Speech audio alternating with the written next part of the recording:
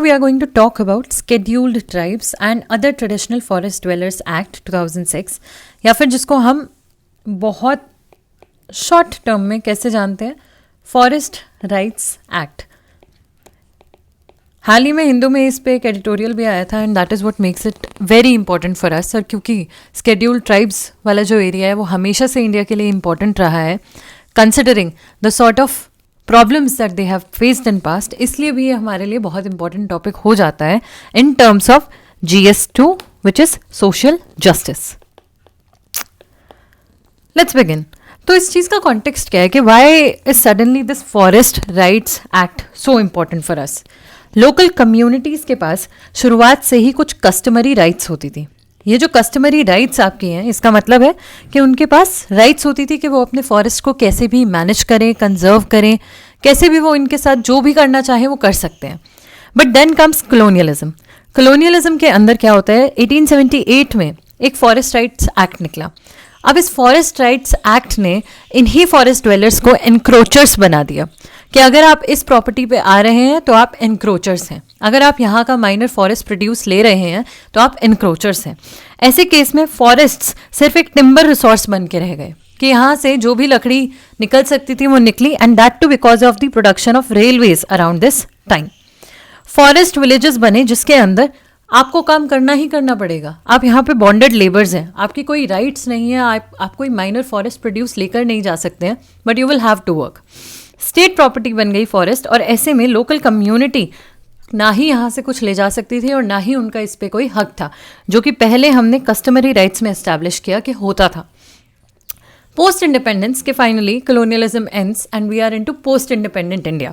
Post independent India के अंदर food production की बहुत ज़्यादा तंगी चल रही थी, तो हमारे प्राइम मिनिस्टर ने इस टाइम पे कहा कि we need to grow more food, और इसी टाइम पे फॉरेस्ट ड्वेलर्स को थोड़ा सा साइड में करके हमने सबसे पहले सिर्फ कल्टिवेशन शुरू करी फॉरेस्ट के अंदर।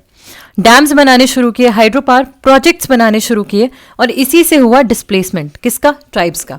जो फॉरेस्ट में रहने वाली कम्युनिटी थी उन्हें इनवॉलेंटरीली डिस्प्लेस होना पड़ा, और उनके लिए ऐसा वो बोलते हैं कि कोई खामियाजा भी हमें नहीं मिला जिससे हम कहीं और जाके अपनी लाइफ शुरू कर सकें।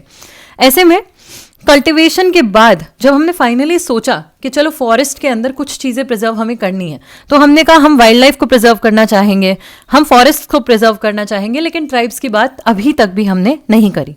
Finally in 2006 we get to know the plight of these forest dwellers, जो लोग फॉरेस्ट में रह रहे हैं।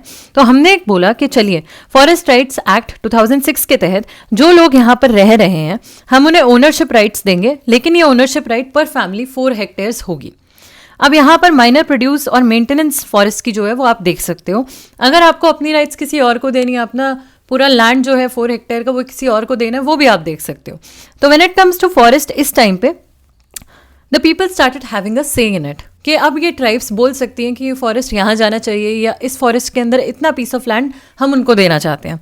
ग्राम सभा ऑर्गेनाइज करने के लिए बोला गया, जो कि डिटरमाइन करेगा इंडिविजुअल फॉरेस्ट राइट्स और कम्युनिटी फॉरेस्ट राइट्स को। यहाँ पर ग्राम सभा को इतनी तक पावर मिल गई कि वो कंजर्व कर सकते हैं, मैनेज कर सकते हैं और प्रोटेक्ट कर सकते हैं फॉरेस्ट को जिस भी तरीके से वो चाहें। ऐसे में हमने कहा कि फॉरेस्ट गवर्नेंस को हम पुश दे रहे हैं, हम चाह रहे हैं कि जो फॉरेस्ट ड्वेलर्स हैं वही फॉरेस्ट का देखभाल भी करे। प्रॉब्लम्स यहाँ पर क्या है कि हमने फॉरेस्ट राइट्स एक्ट बना तो दिया, लेकिन इसकी इम्प्लीमेंटेशन हमेशा से ही प्रॉब्लमैटिक रही। महाराष्ट्र, उड़ीसा और छत्तीसगढ़ में हमने इसकी इम्प्लीमेंटेशन देखी होगी, लेकिन वो भी सिर्फ कम्युनिटी राइट्स के लिए।